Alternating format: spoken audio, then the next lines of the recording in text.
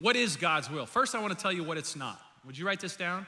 It is not a feeling. When you only rely on a feeling for following God's will, you get yourself in a lot of trouble. We see this all the time. People looking for a supernatural sign, looking for an ocean of emotion before they'll move forward with something that they're waiting on from God. And here's the problem with feelings. They're highly unreliable. Let me prove it to you. How many of you have ever made a bad decision?